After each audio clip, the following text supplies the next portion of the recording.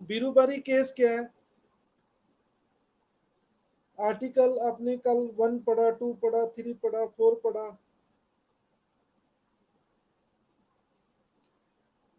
Berubari case क्या है कि बीरूबारी एक गांव है जो वेस्ट बंगाल में था। पार्टीशन के बाद वो गांव पे पाकिस्तान क्लेम करने लगा। नेहरू हमारे देश के फर्स्ट प्राइम मिनिस्टर और पाकिस्तान के जो लीडर थे नून, उनके साथ एक एग्रीमेंट हुआ कि ये गांव है जो पाकिस्तान को दिया जाए। ठीक है, तो पाकिस्तान को गांव देने के लिए जब पार्लियामेंट इसे पास करने लगा, इस लॉ को आर्टिकल 3 के मुताबिक, तो सुप्रीम कोर्ट की रूलिंग आई कि आर्टिकल 3 कॉम्पिटेंट नहीं है। किसी और देश को हम टेरिटरी है जो इंडिया की धरती है वो नहीं दे सकते।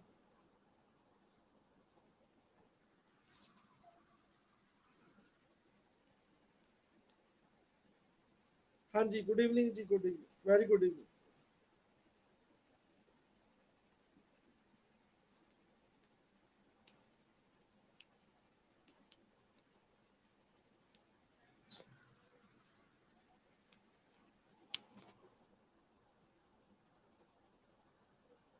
हाँ जी, तो सुप्रीम कोर्ट ने कहा कि आर्टिकल 3 है जो, ये कॉम्पिटेंट नहीं है। पार्लियामेंट आर्टिकल 3 के मुताबिक जो टेरिटरी है वो ट्रांसफर नहीं कर सकती पाकिस्तान को। तो ये आर्टिकल 368 के तहत जो एरिया है इंडिया का, जो गांव है बीरूबारी, उसे ट्रांसफर किया जा सकता है पाकिस्तान को।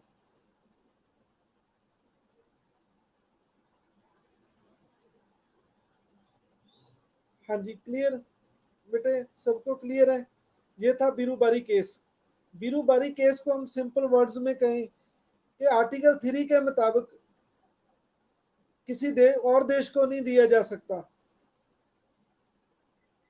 क्लियर? आर्टिकल 368 के तहत किसी और देश को जो इंडिया की टेरिटरी है वो दी जा सकती है।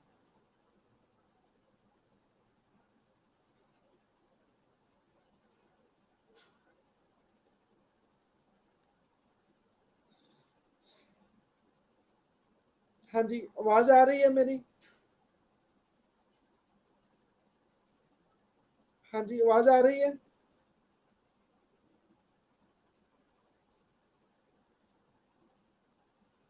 ओके,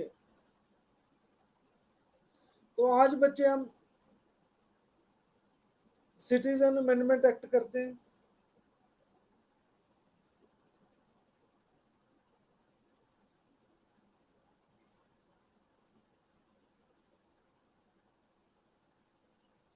हाँ जी, आज हम सिटीजन चैप्टर करते हैं आज। आप मुझे बताएं, सिटीजन, किसी देश का सिटीजन होना कितना इम्पोर्टेंट है? 2004 में जब श्रीमती सोनिया गांधी जी हमारे देश के प्राइम मिनिस्टर बनने लगे, तो काफ़ी पॉलिटिशियंस ने ये बात कहने लगे कि देखो, ये विदेशी मूल के हैं, ये प्राइम मिनिस्टर नहीं बन सकते इंडिया के।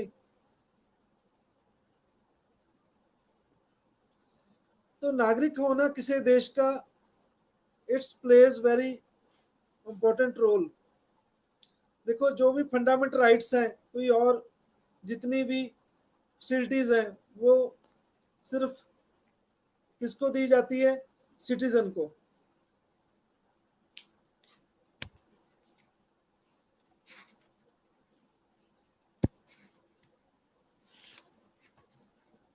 आपने सुना होगा यूएसए में जो उनके राष्ट्रपति है वो बाय बर्थ होना चाहिए, वहाँ का बाय बर्थ सिटीजन होना चाहिए, वही यूएसए का प्रेसिडेंट बन सकता है। इंडिया में भी ऐसा है, आपने इंडिया का प्रेसिडेंट बनना है तो आप यहाँ के नागरिक होने चाहिए, आपने प्राइम मिनिस्टर बनना है तो आप यहाँ के नागरिक होने चाहिए। तो नागरिक होना, किसी देश का सिटीजन होना कितना इंपॉर्टेंट है आप सोच सकते हैं।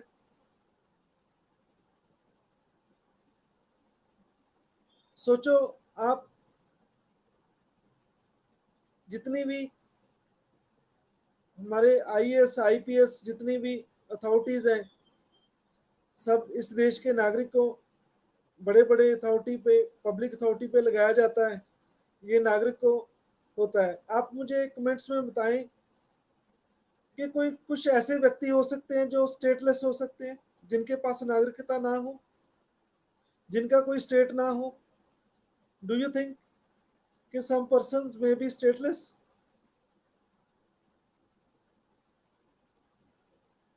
आप एग्जांपल बताइए कैसे।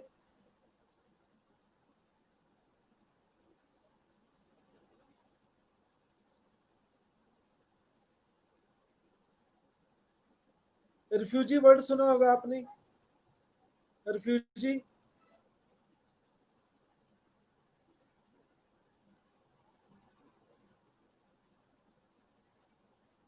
हाँ जी, रिफ्यूजी क्या होता है? आपने रोहिंगा का केस पढ़ा होगा, म्यांमार के जो मुस्लिम कुछ लोग हैं जिनको म्यांमार में मार पीट के यहाँ वो इंडिया में आ गए, उनको धकेल दिया इंडिया में, और बांग्लादेशी हैं बिल्कुल। हाँ जी, ओके, वो इंडिया में आ गए, रोहिंग्यास म्यांमार के हैं ये लोग। तो वो इंडिया की धरती में आके वो क्या बन गए? रिफ्यूजी बन गए, जिनके पास सिटीजनशिप नहीं है, उनका स्टेट नहीं है, तो इसे क्या कहते हैं? रिफ्यूजी।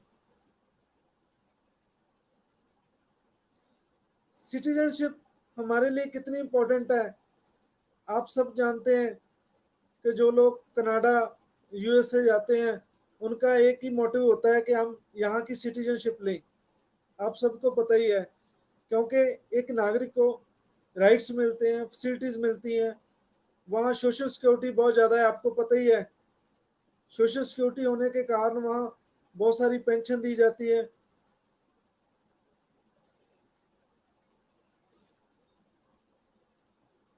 हाँ जी, तो आज हम करने जा रहे हैं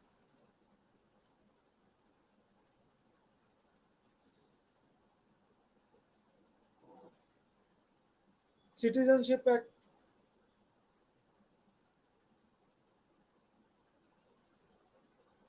हाँ जी, आप सबके पास बेयर एक्ट है?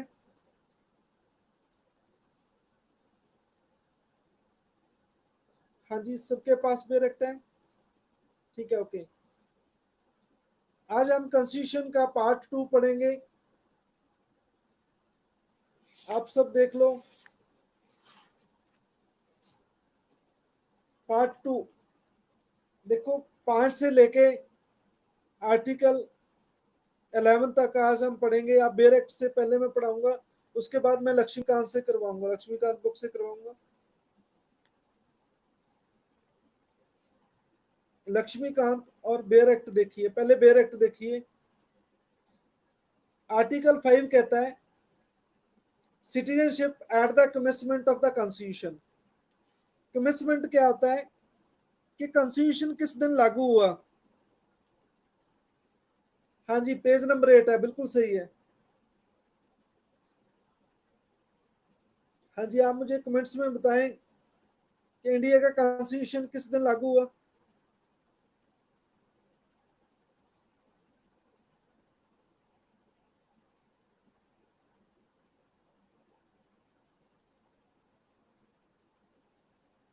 बिल्कुल सही जवाब है, 26 जनवरी 1950 को। तो जब भी मैं कमेंसमेंट बोलूं तो आप ये समझ लेना, citizenship at the commencement of constitution At the commencement of this constitution, every person who has domicile in the territory of India, तो आर्टिकल 5 कहता है कि जब हमारा कॉन्स्टिट्यूशन लागू हुआ तो कौन कौन हमारे देश के नागरिक हैं। तो आर्टिकल 5 ये बताता है, उसके पास उन्होंने 3 कंडीशंस दी हैं। A, who was born in the territory of India, जिसका जन्म इंडिया में हुआ हो। Second, either whose parents was born in the territory of India, कहते जहां उसके माता पिता पैदा हुए हो। तीसरा, who has been ordinarily resident in the territory of India for not less than 5 years immediately preceding such commencement, जहाँ कॉन्स्टिट्यूशन जो लागू हुआ उसे 5 साल से कम समय ना हुआ हो रहते हुए शिल be a citizen of India, वो भारत का क्या होगा, नागरिक होगा। मैं आपको बिल्कुल सिंपल वे में बताता हूँ आर्टिकल 5 क्या कहता है। आर्टिकल 5 कहता है कि कौन नागरिक है, कौन सिटीजन है इंडिया का। ठीक है, कहते जिसके पास डोमिसाइल है। डोमिसाइल क्या होता है, रहायश है। आप जहाँ के रहने वाले हैं आपके पास डोमिसाइल होता है, डोमिसाइल सर्टिफिकेट भी बनता है। आप सबको पता होगा कि आप पंजाब के रहने वाले हैं तो आपके पास रेजिडेंस, बिल्कुल सही है जी, डोमिसाइल को रेजिडेंस सर्टिफिकेट कहते हैं।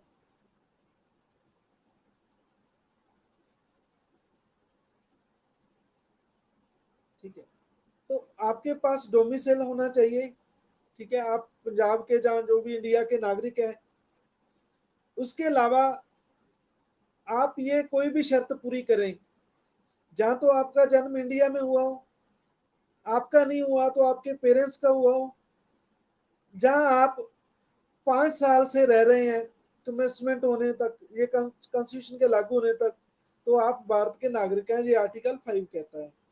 कहने का भाव क्या है सी में, कि आप 1945 से इंडिया में रह रहे हैं, 45 से रह रहे हैं, 5 साल, फिर ही 50 बनता है ना कॉन्स्टिट्यूशन लागू होने तक। तो ये आर्टिकल 1 कहता है। दोस्तों बेटे समझ आया या नहीं आया आर्टिकल 1? क्लियर है? This point is clear? This point is clear to you?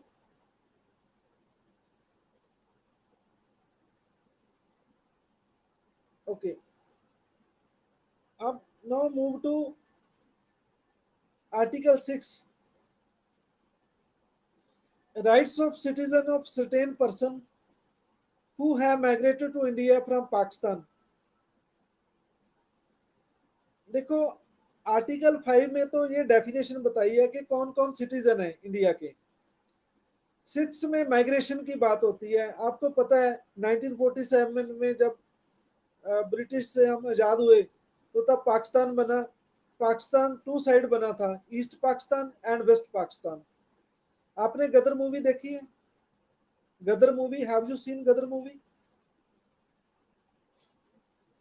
ठीक है, बहुत सारी मूवीज बनी है पार्टीशन पे। ठीक है, आप देख लेना, आपको थोड़ा ज्यादा क्लियर हो जाएगा। तो आर्टिकल 6 कहता है rights of citizen of certain person who have migrated to India from Pakistan. कहते हैं notwithstanding anything in article 5, 5 में जो कुछ भी कहा गया, कहा है a person who has migrated to the territory of India from the territory now included in Pakistan shall be deemed to citizen of India at the commencement of this constitution if।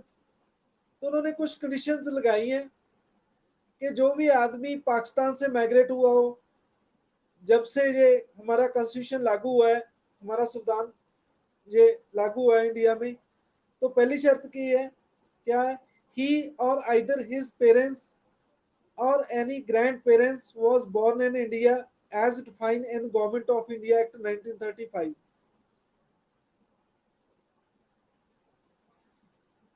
देखो 1935 का एक्ट, आपको पता ही जो हमारा constitution है, approximately 75% of part of our constitution is from 1935 act.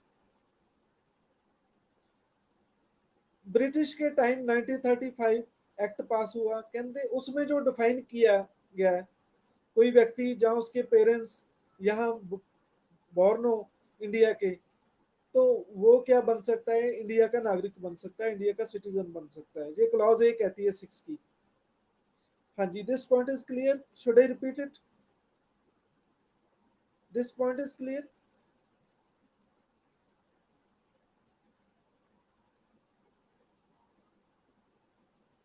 Article 6 कहता है कि जो पर्सन माइग्रेट हुए हैं पाकिस्तान से, वो जहाँ उनके माता पिता जिसका जन्म इंडिया में हुआ हो, जिसको डिफाइन किया हो 1935 के एक्ट में, तो वो इंडिया का नागरिक हो सकता है। ये क्लॉज ए कहती है। क्लियर? बी क्या कहता है? एनी पर्सन वो माइग्रेटेड हुआ हो फ्रॉम 19 जुलाई 1948 को, जो 1948 से पहले आया हो। कहने का मीनिंग क्या है कि देश आजाद होने के बाद जो इधर माइग्रेट हुआ हो,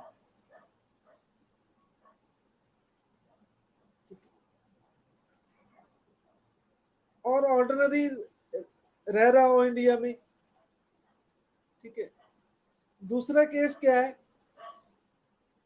कि 1948 से पहले आया हुआ हो, जो बाद में भी आया हो, आया बाद में भी माइग्रेट हुआ, तो वो रजिस्टर्ड करा सकता है ऑफिस में, एक एप्लीकेशन देके गवर्नमेंट को कि वो इंडिया की रेजिडेंस चाहता है, इंडिया की सिटीजनशिप चाहता है, तो उनको जो सिटीजनशिप है वो मिल जाएगी। तो ये क्लॉज बी कहती है। बी में दो चीजें आई है, मैं दोबारा फिर आपको रिपीट करना चाहता हूँ। एक तो कंडीशन दी है 1948 से पहले, कहते जो माइग्रेट हो गया तो वो इंडिया का सिटीजन है। क्लॉज बी कहता है कि जो बाद में भी आया है 1948 के बाद, तो वो बाय एप्लीकेशन रजिस्टर्ड करवा सकता है as a Indian citizen. No this point is clear? आप मुझे बताओ। यस?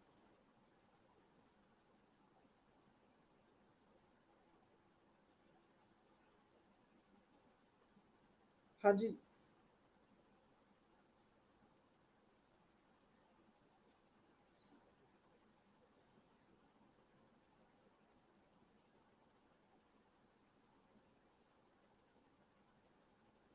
हाँ जी, बोलो, क्लियर है।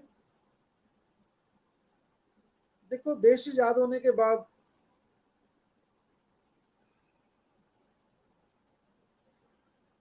काफी लोग पाकिस्तान से माइग्रेट होके आए। ठीक है। काफी वीमेन वहां रह गई थी। एक पिंजर नॉवल है पंजाबी लिटरेचर ਦੇ ਵਿੱਚ पिंजर, वही सेम कहानी है। आपने गदर मूवी देखी, वही सेम कहानी है। सन्नी देओल आपने देखा होगा, नलका वहां पे पड़ता है और सारे पाकिस्तान को डरा देता है। ठीक है। तो वो सारा इस आर्टिकल में बताया गया 6 में, कि जो उधर से माइग्रेट हुआ वो भी इंडिया का नागरिक हो सकता है, जो 1948 से पहले हो या बाद में हो। जो बाद में आया तो उसे रजिस्टर कराना पड़ेगा। हाँ जी, दिस पॉइंट इज क्लियर, बोलो हाँ जाना।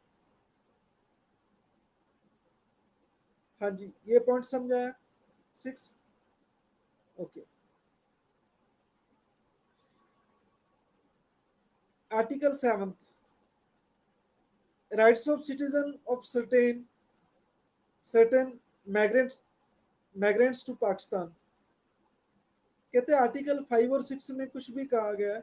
अ person who has after the first day of March 1947 migrated from territory of India to territory now included in Pakistan should not be deemed to be a citizen of India।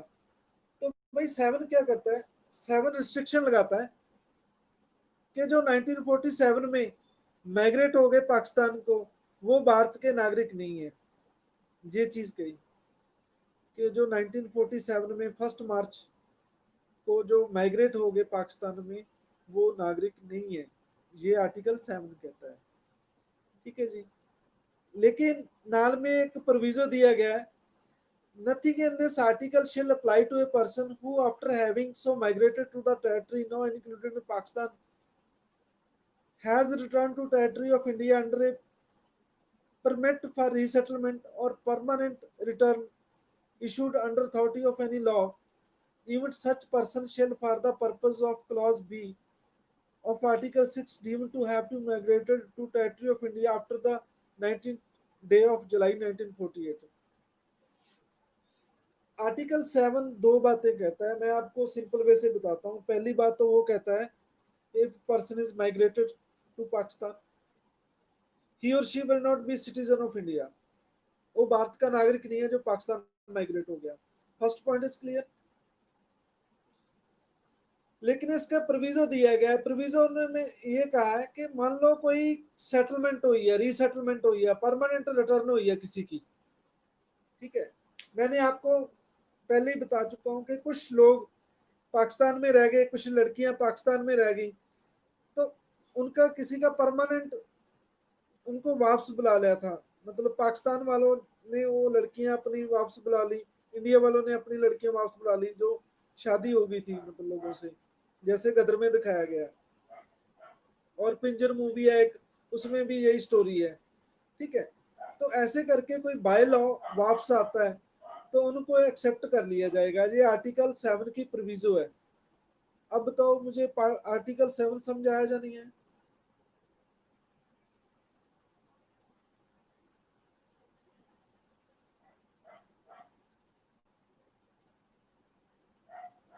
Okay, अब आ जाओ article 8। 8 बात करता है NRI की। Okay, repeat करूं? हाँ जी, repeat करूं बेटा।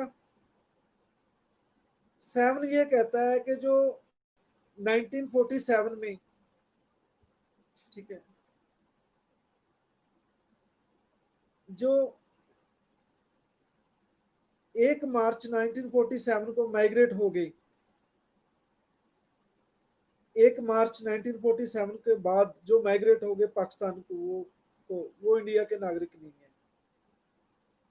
सपोज हम पार्टीशन के टाइम जाते हैं, ठीक है। मान लो मेरे फादर का दोस्त मुसलमान था, सपोज मैं आपको एक एग्जांपल देता हूँ। मेरे फादर का एक दोस्त मुसलमान था, वो मार्च 1947 में पाकिस्तान चला गया, ठीक है। तो आर्टिकल 7 कहता है कि वो इंडिया का नागरिक नहीं होगा। अब समझाया जा नहीं है? बोलो। हाँ, हाँ जाना,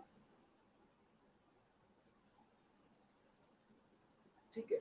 लेकिन प्रोविजो क्या कहती है, जो प्रोवाइडेड है, प्रोविजो क्या कहती है कि हम पाकिस्तान के साथ कोई एग्रीमेंट हो गया, जहां कोई लॉ पास हो गया कि ये बंदा वापस आ सकता है, तो उसे एक्सेप्ट कर लिया जाएगा, ये प्रोविजो कहती है।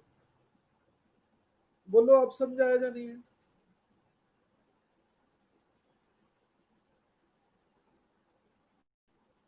हाँ जी, अब क्लियर है? ओके, अब हम जाते हैं आर्टिकल 8 पे।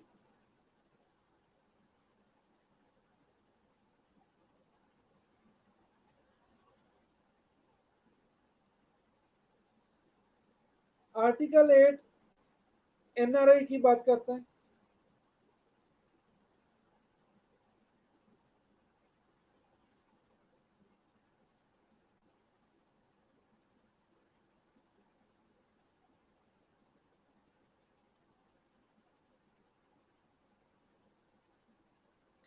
आर्टिकल 8 बात करता है एनआरआई की।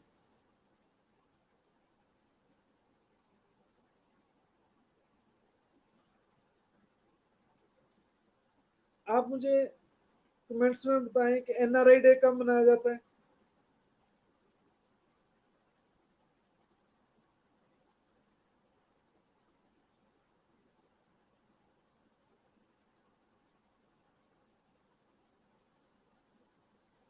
हाँ जी, बिल्कुल सही जवाब आया है। हेमप्रिया, 9 जनवरी, बिल्कुल सही है। आपको 10 लड्डू नाम मिलते हैं। और सोफिया इंस्टीट्यूट की तरफ से आपको बहुत बहुत बहुत आशीर्वाद, ठीक है। बहुत से रिबिका और काफ़ी बच्चों ने सही आंसर दिया है। इस दिन महात्मा जी साउथ अफ्रीका से वापस आए थे। 9 जनवरी 1915 को इस दिन से एनआरआई डे मनाया जाता है। तो बच्चे आर्टिकल जो 8 है ये बात करता है एनआरआई की। आप मुझे बताएं एनआरआई और पर्सन ऑफ इंडियन ओरिजिन में क्या फर्क होता है, बता सकते हैं? चलो मैं ही बताता हूँ।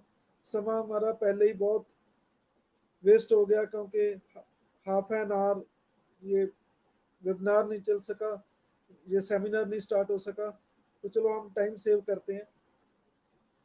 एनआरआई होता है जो अपने रोजी रोटी के लिए बाहरले देश जाता है, ठीक है, उसे एनआरआई कहते हैं, नॉन रेजिडेंट इंडियन। मतलब है तो वो इंडियन लेकिन उसकी रेजिडेंस यहाँ नहीं है, नॉन रेजिडेंट है वो, उसे कहते हैं एनआरआई।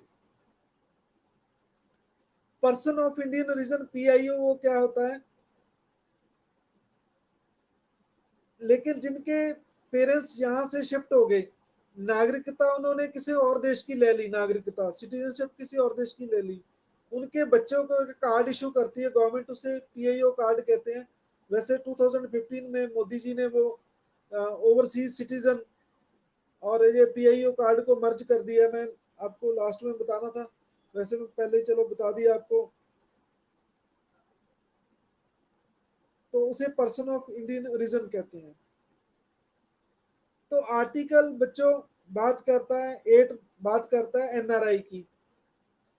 कहते हैं कि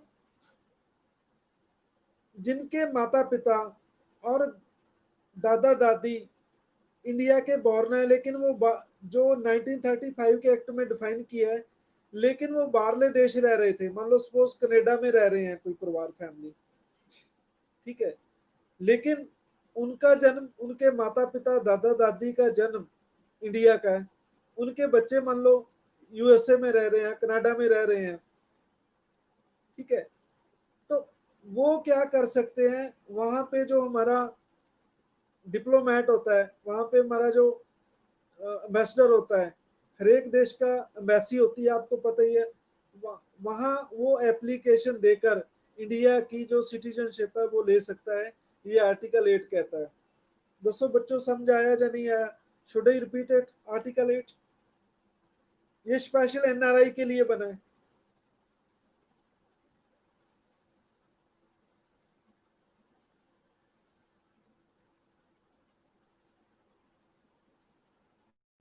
चलो रिपीट कर देता हूं मैं। जैसे सपोज मेरे दादा दादी इंग्लैंड में सेटल हो गए, सपोज,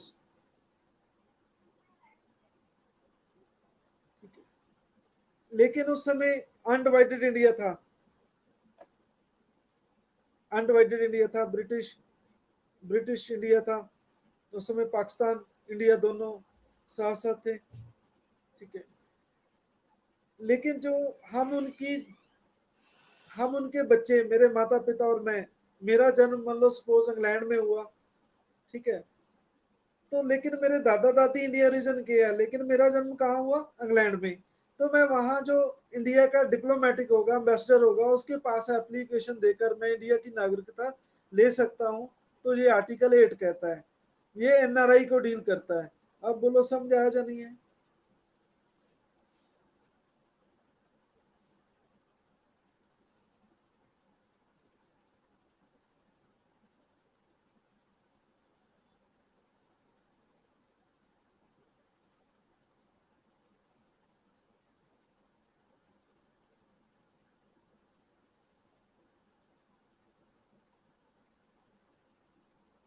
अब article 9, person voluntary acquiring citizenship of foreign state not to be a citizen।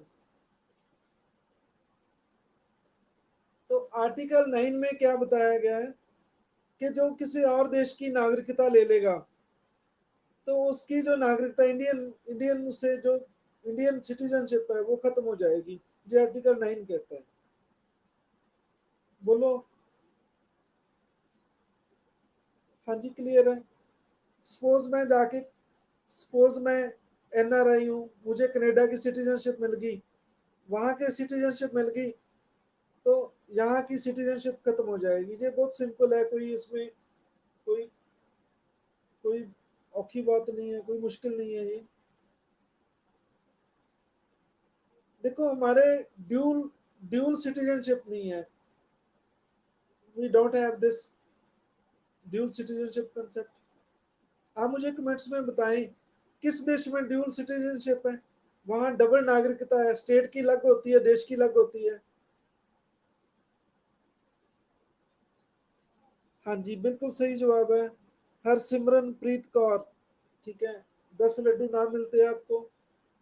ठीक है, आपको बहुत सारा सोफिया की तरफ से बहुत सारा आशीर्वाद मिलता है। अमेरिका में डबल सिटीजनशिप है, लेकिन हमने सिंगल सिटीजनशिप का कंसेप्ट किस देश से लिया? आप मुझे बताओ कमेंट्स में, सिंगल सिटीजनशिप किस देश किस देश से हमने ये बारो किया?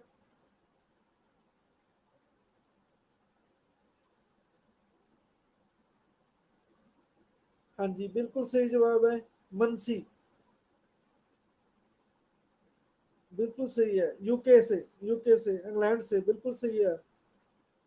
आप सबको 10 लड्डू ना मिलते हैं, चंदनी, प्रिया, ये सबका सही आंसर आ रहा है, हरसिमरनप्रीत कौर। ठीक है, बहुत सारे बच्चों का सही आंसर आ रहा है। ठीक है, मैं सभी के नाम लूंगा तो शायद ये पूरी रात लग जाएगी, इसलिए सिलेबस भी आपका खत्म करना है। ठीक है, तो बेटे मैं आपसे एक बात शेयर करना चाहता हूँ। सिलेबस का बहुत मसला आता है कि भाई सिलेबस खत्म करो, सिलेबस खत्म करो। ठीक है, आप मुझे एक बात बताएं,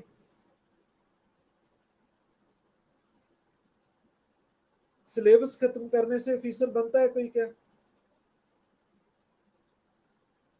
ऑफिसर बनोगे आप, सिलेबस तो सारी उम्र नहीं खत्म होता। यू नो और यू डोंट नो, जिसके पास सब्जेक्ट की क्लैरिटी है वही ऑफिसर बनता है। सिलेबस खत्म करने से कोई ऑफिसर नहीं बनता। मैं आपको ये क्लियर करना चाहता हूँ, आपने क्या सीखा वही आपके काम आएगा, चाहे प्री है चाहे मेन है।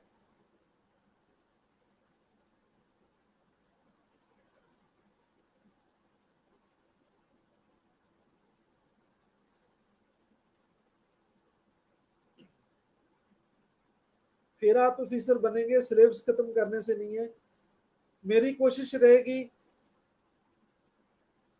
कि मैं आपको पॉलिटी में इतना कलाकार बनाऊं, इतना मास्टर बनाऊं कि जितने भी यूपीएससी एस्पायरेंट हो वो आपका मुकाबला ना कर सकें। ये मेरा टारगेट रहेगा। मेरा टारगेट आपको सिलेबस खत्म करना नहीं रहेगा।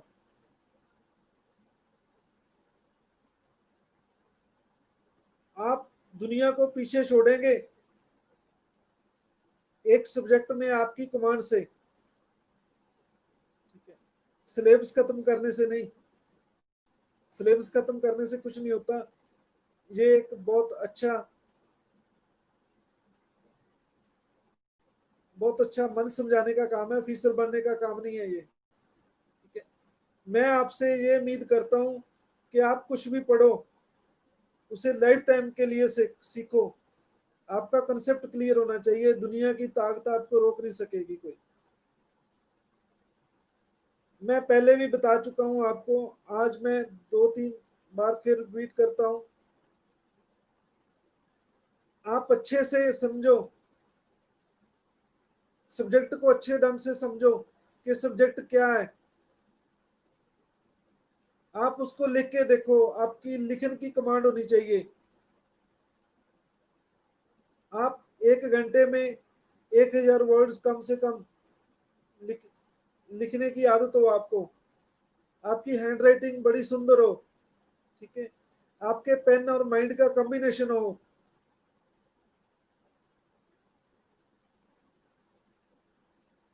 आपको बात को रिप्रेजेंट करना आता हो। ठीक है, तो दुनिया की कोई ताकत आपको ऑफिसर बनने से रोक नहीं सकेगी। आप आपने जो पढ़ा आप किसी को बता सकें, ये 3 चीजें पैदा कर लो। जे ना ऑफिसर बने तो मेरे को बोलना कि सर तो वैसे ही डायलॉग बोलते रहे।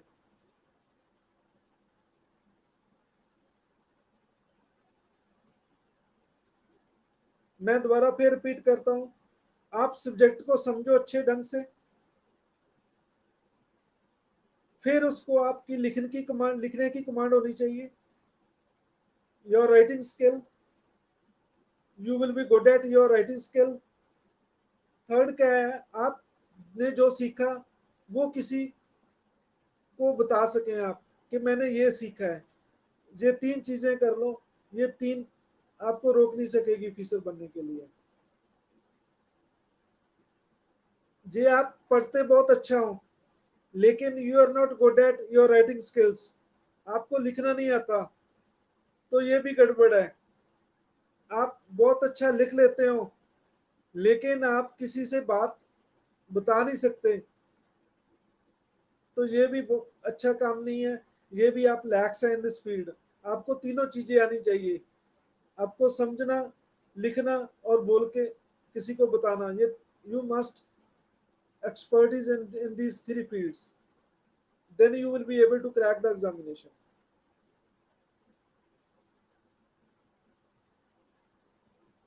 ये क्यों है आप सोचो, आपका मेन होगा आपकी राइटिंग स्किल पे, आपकी एनालिटिकल पार्ट में।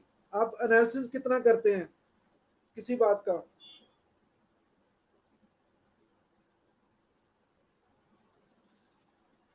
आप रिप्रेजेंट कैसे करते हैं, ये चीजें आपको काम आएगी। आप एग्जाम में बैठेंगे तो मुझे जरूर याद करेंगे कि सर ने ये बोला था।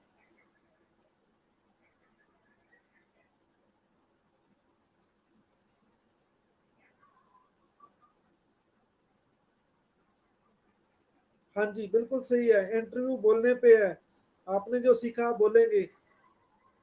ये हेमप्रिया जी बिल्कुल सही कह रहे हैं। आप राइटिंग स्किल मेन लिखेंगे, आप रिप्रेजेंट करेंगे किसी बात को। बिल्कुल सही कह रहे हैं आप, बहुत इंटेलिजेंट है आप, बात को समझते हैं।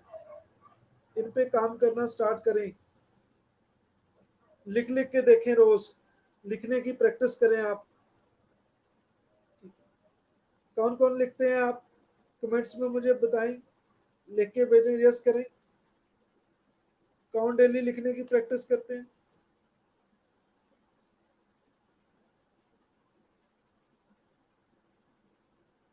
आप अपना आइडियाज लिखना स्टार्ट करें।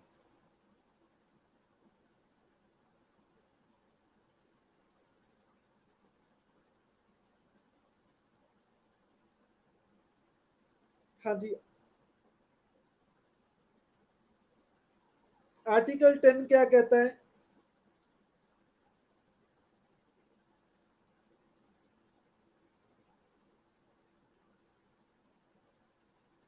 हाँ जी, सेल्फ कॉन्फिडेंस तो होना बहुत जरूरी है।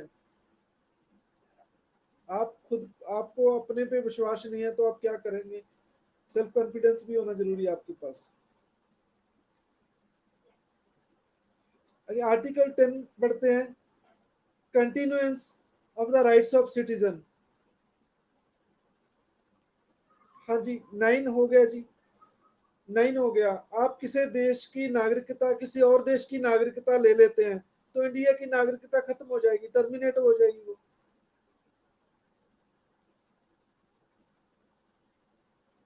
हाँ जी 9 क्लियर। हाँ जी, आप बुक हिंदी में भी ले सकते हैं, लक्ष्मीकांत की बुक हिंदी में मिल जाएगी, कोई दिक्कत नहीं है।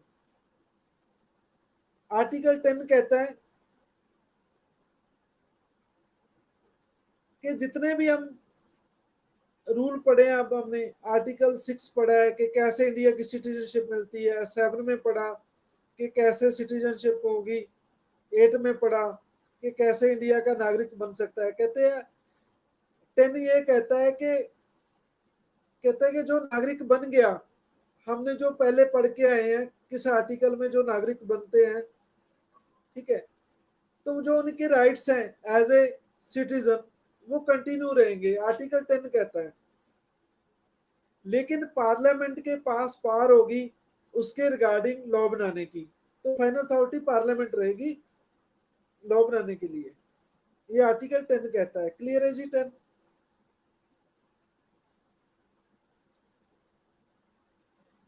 हाँ जी, अब तो मैं बेयर एक्ट करा रहा हूँ आर्टिकल 5 से लेके 11 तक। ठीक है।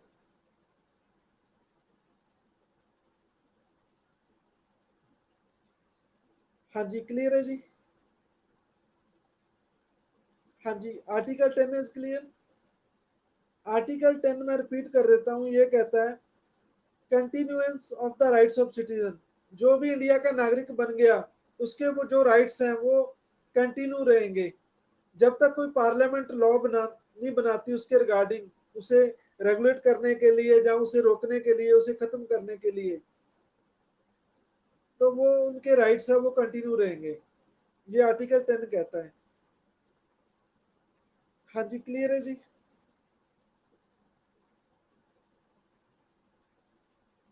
बोलो। 11th, parliament to regulate the right of citizen by law. Article 11 कहता है कि पार्लियामेंट रेगुलेट करेगा right of citizen by law. Nothing in this foregoing provision of this part shall derogate from the power of parliament to make any provision with respect to acquisition। Acquisition क्या होता है? प्राप्त करना, नागरिकता लेना, termination of citizen, जहां उनकी नागरिकता को खत्म करना, जहां तो क्वायर करना जहां खत्म करना, सारे मैटर पे पार्लियामेंट के पास फाइनल अथॉरिटी है। वो ऐसा लॉ बना सकती है। किसी की नागरिकता खत्म भी की जा सकती है और किसी को नागरिकता दे भी सकती है। जो आर्टिकल 11 कहता है। नागरिकता कैसे खत्म हो सकती है? बहुत सारी पावर्स हैं जो डिप्राइव भी कर सकती है, टर्मिनेट भी कर सकती है। आपने एक पेंटर।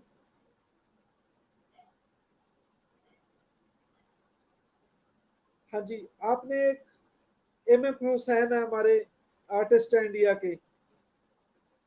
एम एफ हुसैन सुना है किसी ने नाम? M F Hussain.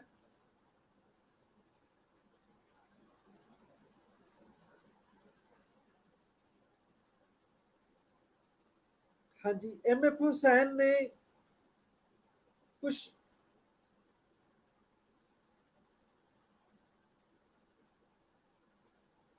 हाँ जी, एम एफ हुसैन ने कुछ देवी देवताओं की कुछ, उन्होंने कुछ पेंटिंग की है। तो कुछ लोग नाराज हो गए कि ये पेंटिंग देवी देवताओं की नहीं बननी चाहिए, ये गलत है। ठीक है। तो कुछ लोगों ने उन्हें धमकी दी। तो वो इंडिया इंडिया की इंडिया छोड़ के वो कतर में चले गए। कतर, कतर कंट्री आपने गल्फ कंट्री सुना होगा। कतर, दोहा, दोहा कैपिटल है कतर। ठीक है। तो वहां की जाके नागरिकता ले ली उन्होंने, एम एफ हुसैन ने। ठीक है। तो उनकी ऑटोमेटिक जो इंडिया की जो सिटीजनशिप थी वो उसे टर्मिनेट कर दिया है। ठीक है। तो आर्टिकल 11 यही कहता है कि पार्लियामेंट के पास पावर है, वो किसी की भी नागरिकता दे सकता है, किसी को छीन सकता है। तो इस संबंधी जो लॉ है वो सिर्फ पार्लियामेंट के पास है, कोई और नहीं। सिर्फ पार्लियामेंट ही उसे रेगुलेट करेगी। आपको पता है कि मैं, चलो आगे आपको कराता हूँ। जो सिटीजनशिप एक्ट है 1955, वो बहुत बार अमेंड हुआ है। ठीक है। तो वो क्या दर्शाता है?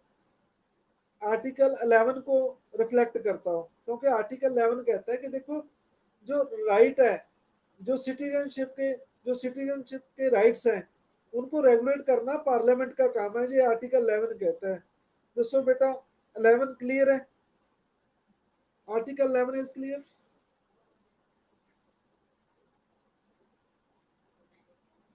आपने 2019 में, लास्ट ईयर आपने देखा होगा, कोरोना कोरोना कोरोना से पहले जो देश में बहुत माहौल ठीक नहीं था, वो ये सिटीजनशिप अमेंडमेंट एक्ट 2019 था। आप सबको पता ही है। हाँ जी।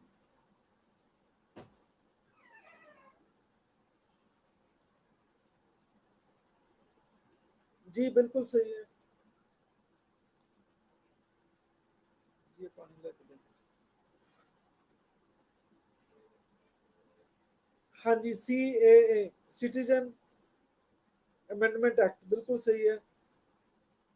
ये एक्ट में क्या हुआ कि जो अफगानिस्तान में, बांग्लादेश और पाकिस्तान में जो हिंदू, सिख, बौद्धी, क्रिश्चियन, जैनिज,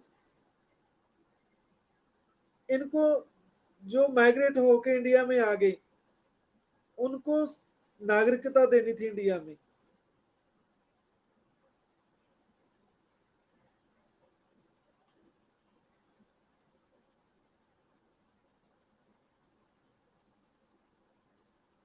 इससे क्या हुआ कि मुस्लिम नाराज हो गए। देखो, कहते हैं हमें तो नागरिकता नहीं दे रहे आप। वो लोग कैसे आए? जैसे अफगानिस्तान में टेररिस्ट मूवमेंट चल रही है, आपको पता ही है, तालिबान, यू नो, तालिबान।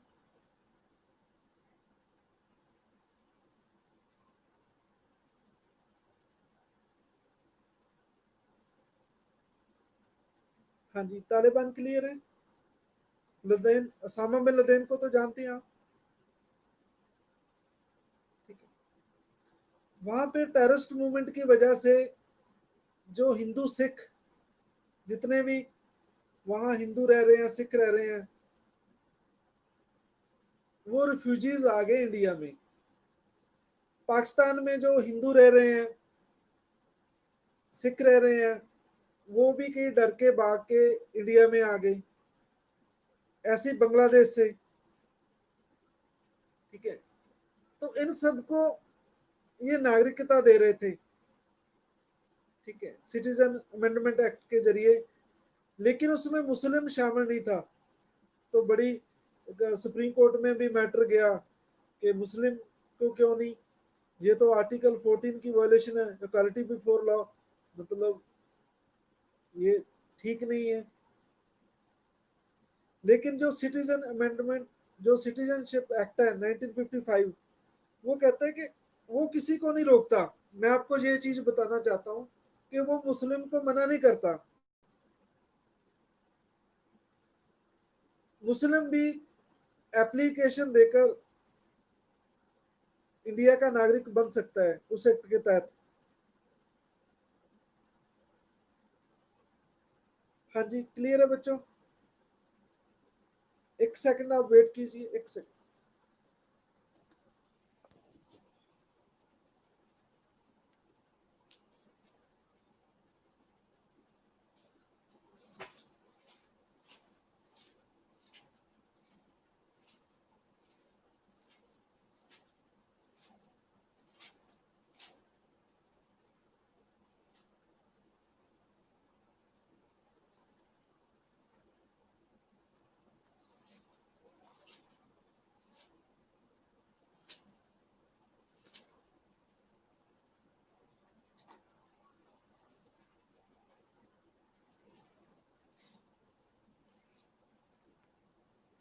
हाँ जी बच्चे,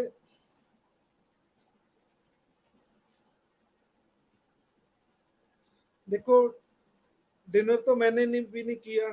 ठीक है। तो अब हम ये चैप्टर कंप्लीट करेंगे, उसके बाद ही डिनर करेंगे। ठीक है। तो प्लीज आप, ठीक है, मेरी फिक्र मत करो। ठीक है। तो आपका जरूरी है ये चैप्टर होना, क्योंकि कल हम कोई नया चैप्टर करेंगे। ठीक है।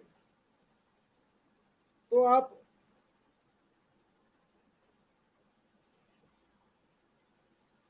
अब मैं लक्ष्मीकांत से आपको करवाता हूँ सिटीजनशिप। पहले मैंने बेयर एक्ट से आर्टिकल 5 से लेके 11 कराया आपको।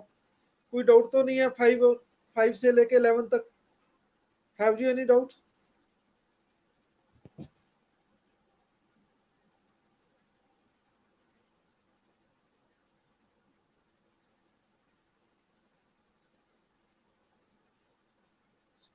11 तो बहुत इजी है, कोई दिक्कत नहीं है। 11 कहता है कि पार्लियामेंट पार्लियामेंट के पास पावर है। वो सिटीजनशिप के रिगार्डिंग कोई भी लॉ बना सकती है, चाहे सिटीजनशिप किसी को देनी हो चाहे उसकी खत्म करनी हो। ये आर्टिकल 11 कहता है, तो बिल्कुल सिंपल है। अब लक्ष्मीकांत बुक पढ़ाने जा रहा हूं मैं, आप वो बुक खोलो जिन जिन के पास है। हाँ जी, फर्स्ट पेज ही है जी सिटीजनशिप, फर्स्ट पेज देखो। कहते हैं कि मैं आपको लाइन टू लाइन नहीं कराऊंगा, ठीक है, लेकिन छोड़ूंगा कुछ नहीं, ठीक है। वो कहते हैं कि India has two kinds of people, citizen and alien. Citizen तो हम लोग हो गए, एलियन कौन होते हैं? कोई मिल गया, देखिए मूवी आपने कोई मिल गया।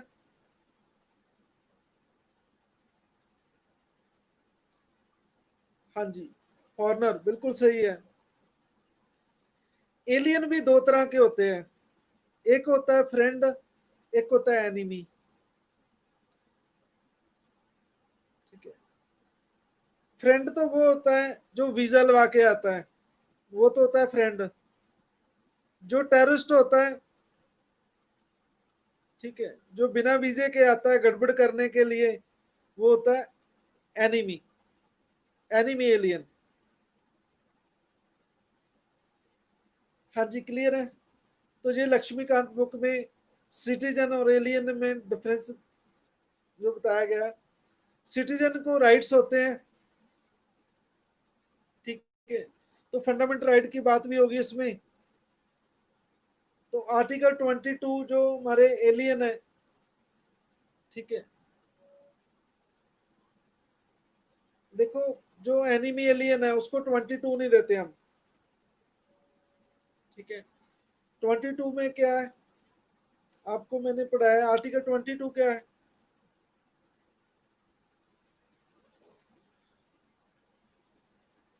हाँ जी बोलो, आर्टिकल 22 क्या है?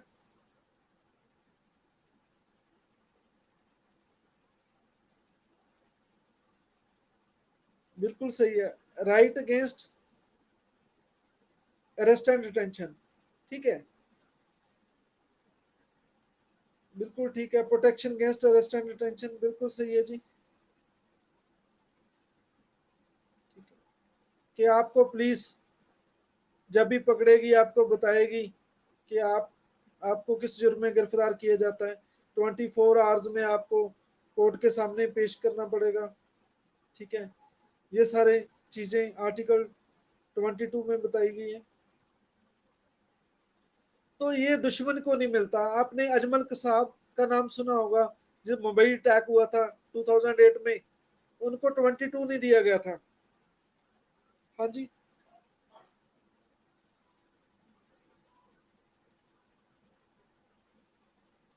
चलो।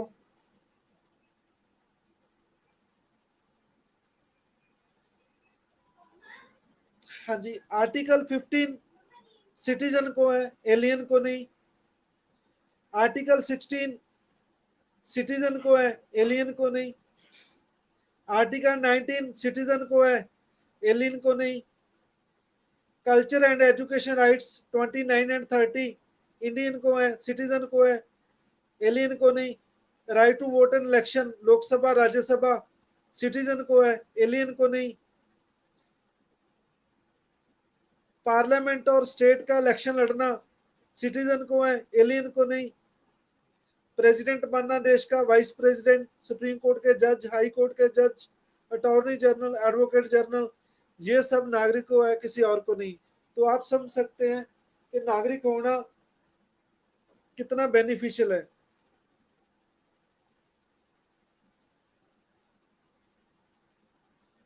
हाँ जी, क्लियर है बेटे।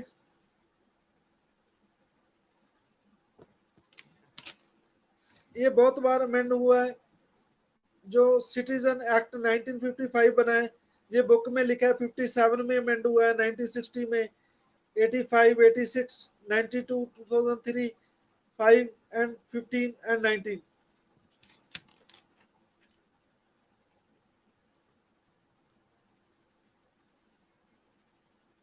हाँ जी, दूसरे पेज पे जो हमने आर्टिकल पढ़े हैं 5 से लेके 11 वो दिए गए हैं। अब मैं नहीं कराऊंगा क्योंकि मैं करा चुका हूं पहले बेयर एक्ट से, वो दोबारा आप पढ़ लेना।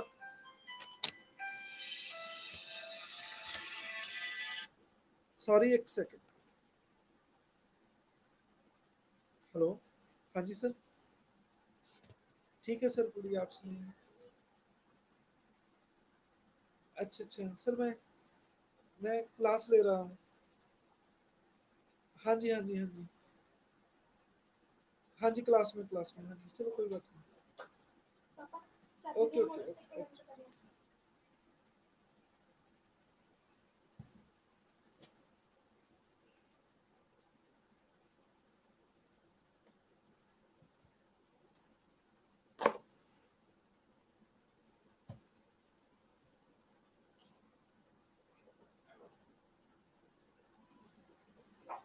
हाँ जी, क्लियर है बच्चों।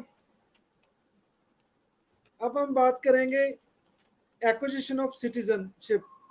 सिटीजनशिप एक्ट 1955 में कहते हैं कि सिटीजनशिप आपने एक्वायर करनी है इंडिया की, तो उसके पांच पांच वे हैं, 5 वेज हैं।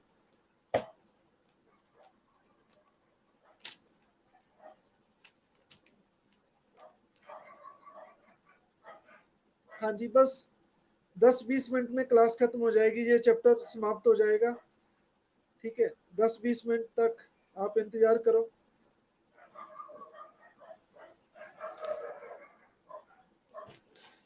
हाँ जी, पहला बाय बर्थ। कहते, ये हमारा सिटीजनशिप एक्ट 1955 कहता है कि आपका जन्म 26 जनवरी 1950 को, जहाँ बाद में, जहाँ 1987 से पहले हुआ है, ठीक है, तो बाय बर्थ आप इंडिया के नागरिक होंगे।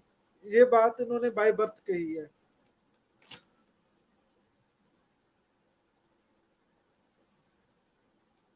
हाँ जी, क्लियर है जी। By birth is clear. हाँ जी, जिसका बर्थ जब constitution, commencement of the constitution, जब कॉन्स्टिट्यूशन लागू हुआ उस दिन, या उसके बाद, जहाँ 1987 से पहले हुआ हो, तो वो इंडिया का नागरिक है।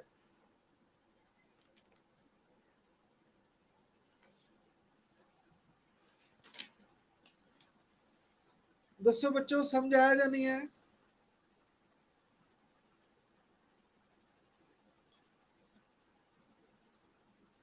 नेक्स्ट है बाय डिसेंडेंट। बाय डिसेंट कहते हैं person born outside India on or after 26 January 1950 but before 10 December 1992 a citizen of India by descent if his father was a citizen of India at the time of his birth। By descendant क्या होता है कि आप वंश से हैं। आप आप नहीं पैदा हुए, लेकिन आपके माता पिता पैदा हुए हैं। ठीक है, हाँ जी, जहाँ तो आप 1950 से पहले, ठीक है, जहाँ बाद में, बट 1992 से पहले आपका जन्म 1950 में हुआ है, बट 1950 और 1992 के बीच में, तो आपके फादर इंडिया के बर्थ, उनका बर्थ है जो इंडिया का है, तो आप भी इंडिया के नागरिक होंगे। ये बाय डिसेंडेंट कहता है। हाँ जी, क्लियर है जी। ये देखो, बाय डिसेंडेंट क्या है कि आपका जन्म नहीं हुआ, लेकिन आपके फादर का जन्म हुआ है, वो इंडिया के रहने वाले हैं, तो फिर भी आप नागरिक होंगे इंडिया के।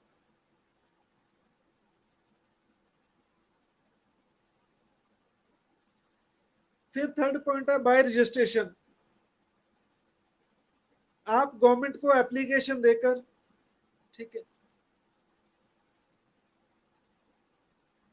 आप 7 साल से इंडिया में रह रहे हैं, ठीक है, अब ये 5 कर दिया है, जो नई अमेंडमेंट हुई है उसमें ये 5 कर दिया। आप 5 साल से रह रहे हैं तो आप बाय एप्लीकेशन आप देकर इंडिया के नागरिक बन सकते हैं।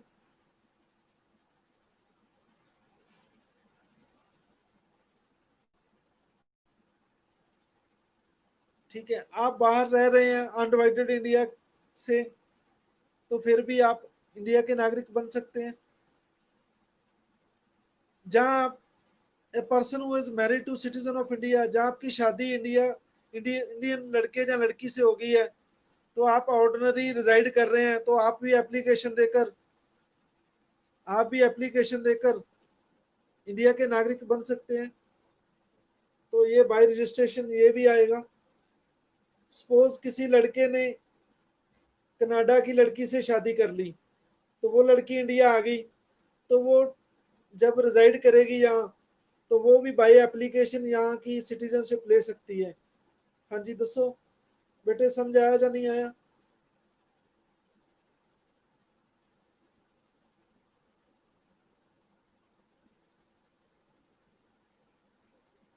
जिनके माता पिता की रजिस्ट्रेशन हो चुकी है लेकिन उनकी नहीं हुई, तो वो भी करा सकता है।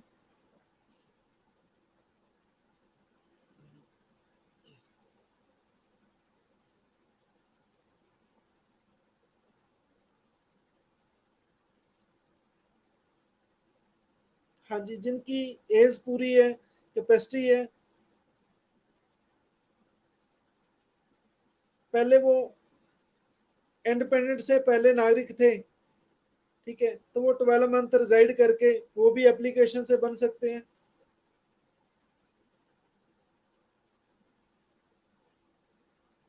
फिर ओवरसीज सिटीजन ऑफ इंडिया है, कोई कार्ड होल्डर है, पीआईओ, ओवरसीज सिटीजन, इन दोनों को मर्ज कर दिया है। दोनों में कोई फर्क नहीं है। जिनके पास सिटीजनशिप किसी और देश की है, ठीक है, तो उसे उसे क्या कहते हैं? ओवरसीज सिटीजन ऑफ इंडिया कहते हैं। बोलो, जैसे मैं कनाडा का वासी हूँ, मैं कनाडा का रेजिडेंट हूँ, मैं वहाँ की मुझे सिटीजनशिप मिली है, तो मेरे बच्चे, उनका जन्म कनाडा में हुआ है, तो वो इंडिया में एप्लीकेशन देकर यहाँ की नागरिकता ले सकते हैं। ये चीज है। बोलो, दिस पॉइंट इज क्लियर?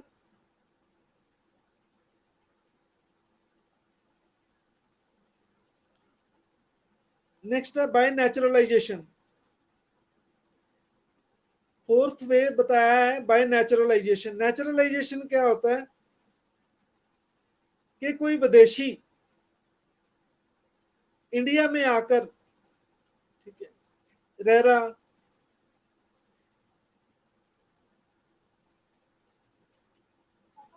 उन्होंने रिनाउंस कर दिए,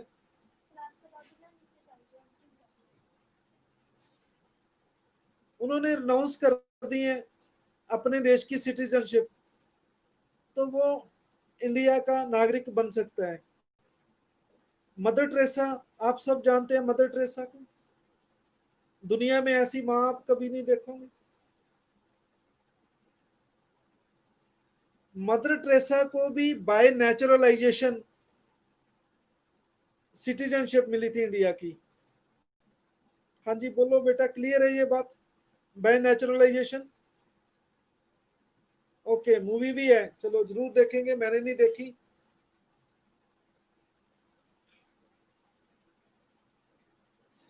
देखो, बाय नेचुरलाइजेशन क्या होता है, आप मुझे कमेंट्स में बताएं, मदर टेरेसा किस देश के रहने वाली थी? आपका ज्ञान चेक करते हैं, फिर ये समझ आएगा बाय नेचुरलाइजेशन क्या होता है। मदर टेरेसा किस देश के रहने वाले थे?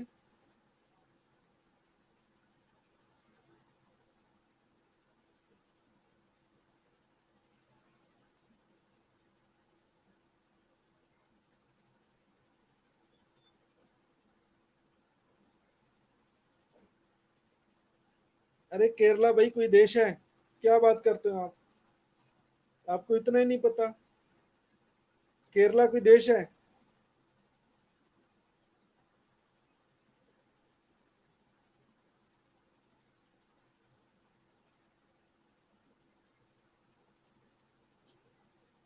यूरोप में एक कंट्री है अल्बेनिया, मैकेडोनिया के साथ ही है ये।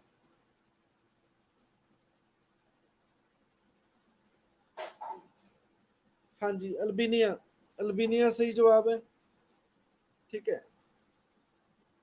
अल्बेनिया के रहने वाले थे, ये इंडिया में आ गई और बंगाल में ये कोलकाता, वहां पे आके इन्होंने एक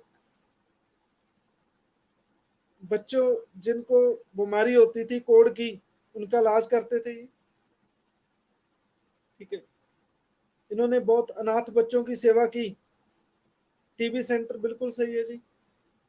ठीक है, अनाथ बच्चों की सेवा की। तो इन्होंने बाय नेचुरलाइजेशन अप्लाई की। नेचुरलाइजेशन कंसेप्ट क्या है कि आप बाहरले देश के रहने वाले हैं, जैसे मदर जी थे, ठीक है, जैसे मदर टेरेसा थे।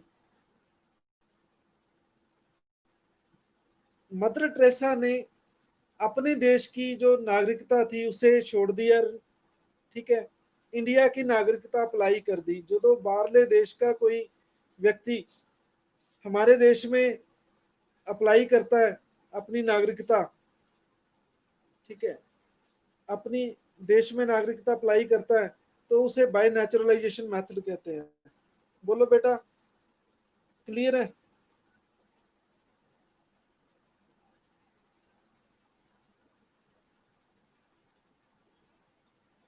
मैं आपको होमवर्क देता हूँ, प्लीज आप इंडिया, पंजाब और वर्ल्ड का मैप याद करें। ठीक है, आप केरला को देश बता रहे हैं तो बहुत बहुत बहुत बुरा लग रहा है, ये ठीक नहीं है।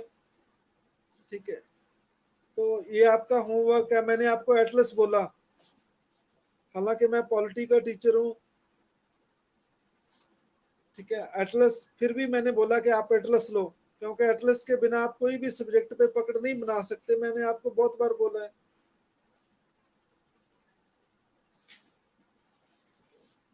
एटलस पे आप फोकस कीजिए please, it's my humble request to you. Next time मैं आपको मैप सुनूंगा इंडिया का पूरा, स्टेट एंड कैपिटल सुनूंगा, फिर आपको पता लगेगा कि केरला इंडिया में है, ये और देश नहीं है कोई।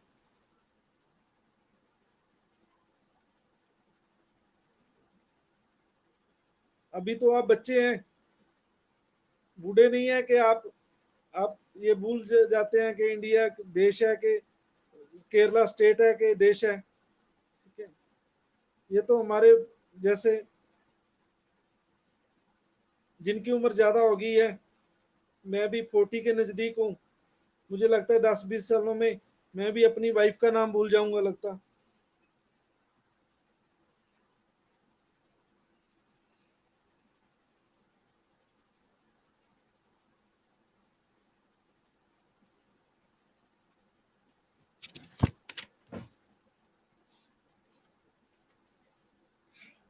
हाँ जी, फिफ्थ है बाय इनकारपोरेशन ऑफ टेरिटरी। देखो, आप किसी और देश पे कब्जा कर लेंगे तो उस देश के नागरिक भी इंडिया के नागरिक हो जाएंगे। दसो बेटे, समझाया जा नहीं है? जैसे पाकिस्तान पे कब्जा कर लिया, वॉर होगी पाकिस्तान के साथ, जितने भी सारे पाकिस्तानी हैं वो इंडिया के नागरिक बन जाएंगे। ये फिफ्थ वे है। बताओ, ये क्लियर है? This point is clear?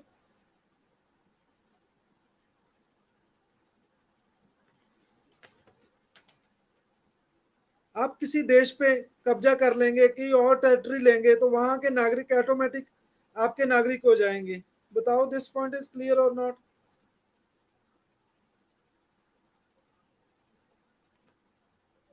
ठीक है, ओके। देखो, आगे टॉपिक है लॉस कैसे होती है, सिटीजनशिप लॉस कहते होती है। पहला पॉइंट है रीनंसिएशन। रीनंसिएशन क्या होता है? त्याग देना। कोई व्यक्ति डिक्लेरेशन करके कि मैं इंडिया का नागरिक नहीं हूं, तो वो रीनंसिएशन कर सकता है, त्याग कर सकता है। ठीक है, जैसे कोई साधु संत बन जाता है ये दुनिया त्याग के, रीनंसिएशन करके। रिनंसिएशन क्या होता है? त्याग करके। बाय डिक्लेरेशन वो कहता है कि मैं इंडिया का नागरिक नहीं हूं, तो वो इंडिया का नागरिक नहीं रहता बाय डिक्लेरेशन। हाँ जी, पहला पॉइंट इज क्लियर। हाँ जी, फर्स्ट पॉइंट क्लियर है आप सबको? Renunciation is clear.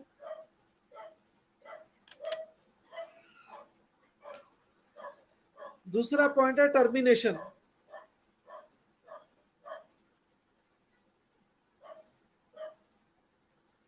टर्मिनेशन क्या होता है? आप किसी और देश के नागरिक बन गए तो आपकी इंडिया की जो सिटीजनशिप है वो टर्मिनेट हो जाएगी। ये मैं आपको ऑलरेडी करा चुका हूँ। हाँ जी, टर्मिनेशन इज क्लियर। टर्मिनेशन क्या होता है? खत्म करना, एंड करना। थर्ड है बाय डिप्राइवेशन। आपको डिप्राइव कर दिया जाएगा। ठीक है। डिप्राइव क्या होता है? वंचित करना होता है, किसी को किसी से वंचित करना होता है। ठीक है। जिसने सिटीजनशिप बाय फ्रॉड से ली हो, कोई घपला करके, उसको भी डिप्राइव किया जा सकता है। देश के साथ गद्दारी करता है कोई, उसको भी डिप्राइव किया जा सकता है। वो आदमी स्टेटलेस हो जाएगा, चाहे वो इंडिया में ही रहे, इस बात से कोई फर्क नहीं पड़ता, लेकिन उसकी नागरिकता खत्म हो जाएगी। बोलो।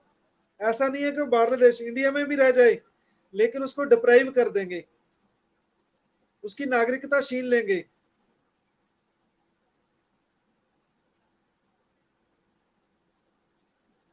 हाँ जी, वॉर के दौरान दुश्मन से मिल जाए कोई, तो उसे भी डिप्राइव किया जा सकता है। देशद्रोह, सही बात है आपकी। हरमनप्रीत कौर जी, आप सही आंसर दे रहे हैं।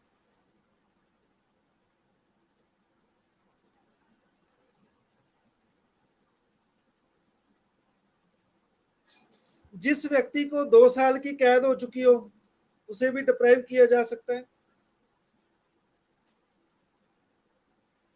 रजिस्ट्रेशन के बाद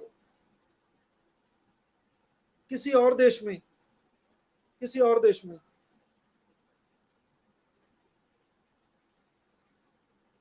जो इंडिया से 7 साल से बाहर रह रहा, तो उसे भी डिप्राइव किया जा सकता है।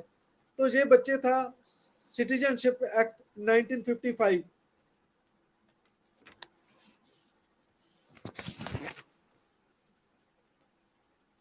बाकी इसमें पीआईओ का कंसेप्ट दिया है, मैंने आपको पीआईओ बता दिया। ठीक है। इसमें ओवरसीज सिटीजनशिप का कंसेप्ट दिया है, वो भी मैंने बता दिया।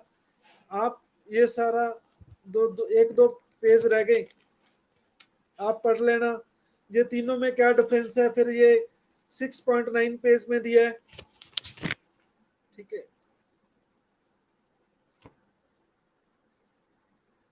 तो और कोई क्वेश्चन पूछना चाहते हैं आप? बाकी जे कोई आपके डाउट होए तो आप मुझे मैसेज कर देना, मैं आपका रिप्लाई करूंगा।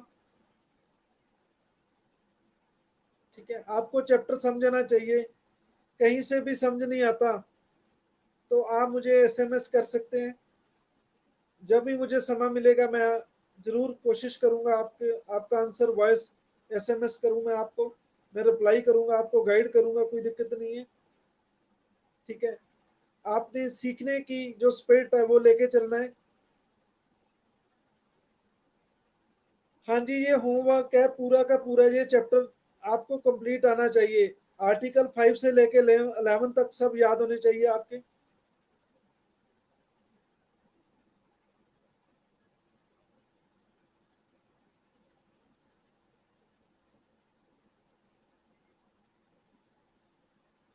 ठीक है। आपको सिटीजन एक्ट 1955 में जो 5 वेज दिए गए हैं अक्वायर करने के,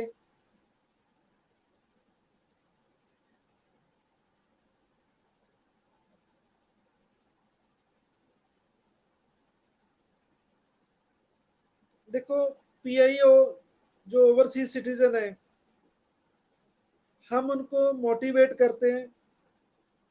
जैसे मोदी जी यूएसए में गए थे, आप सबको पता है, उन्होंने जाके वहां लेक्चर दिया। भाइयों बहनों, आपकी देश, ये मिट्टी, इस देश की माँ आपको याद कर रही है। आप जरूर आना। एनआरआई को, जो पीआईओ है, जो ओवरसीज सिटीजन, हम उनको क्यों बुलाते हैं? आप सोचो, उनके पास पैसा है बहुत ज्यादा, हम इन्वेस्टमेंट कराना चाहते हैं इंडिया में, हमारी सड़कें, हमारे हॉस्पिटल, ये सब बहुत कनाडा यूएसए की तरह हो जाएं। ठीक है, तो हम पीआईओ और ओवरसीज सिटीजन को क्यों बुलाते हैं, आप समझो। क्यों मोदी जी जाके वहां उनको कह रहे हैं कि आपको आपकी धरती माँ बुला रही है, आपकी आपको उनकी याद नहीं आती? ठीक है,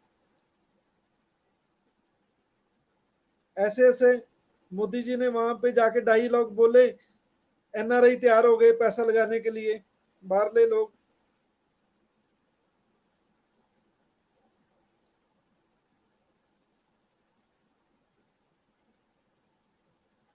हाँ जी, आप समझ आ गया कि पीआईओ ओवरसीज सिटीजन है जो, उनको क्यों बुलाया जाता है इंडिया में? तो वो नागरिक नहीं है, पैसा भी उनके पास पैसा। कहते हैं जिसके पास पैसा है उसके बहुत सारे दोस्त होते हैं, जिसके पास पैसा नहीं होता उसके कोई दोस्त नहीं होता। तो हम दोस्ती जबरदस्ती करना चाहते हैं उनसे, तो हमारे देश में पैसा लगाएं, हमारे देश की जो नुहार है, जो हमारे देश का फेस है, उसको चेंज करें पैसा लगा के, इन्वेस्ट करके। यहाँ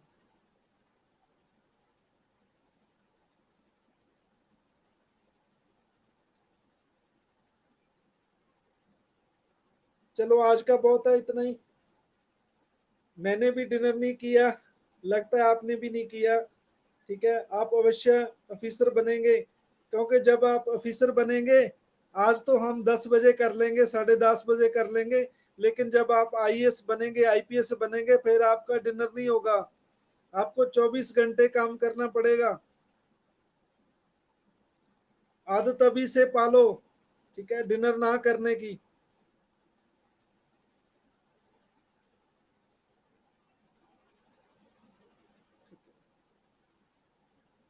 जैसे पंजाबी सॉन्ग सुना होगा आपने, एक कलाकार का आदत पै गई है। ठीक है, तो आप भी गाना